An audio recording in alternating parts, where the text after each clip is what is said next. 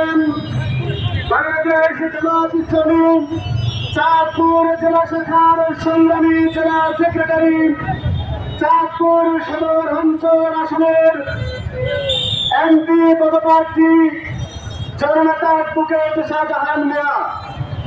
উপস্থিত আছেন বাংলাদেশ জামাত ইসলামী চাঁদপুর শহর শাখার সংগ্রামী আমির জননেতা অ্যাডভোকেট শাহজাহান খান।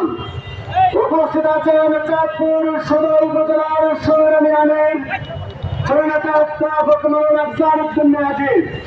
আরো উপস্থিত আছেন চাঁদপুর শহর শিবিরের সভাপতি, চাঁদপুর সদর শহরের জামাত ইসলামী ছাত্র শিবিরের বিভিন্ন পর্যায়ের নেতৃবৃন্দ।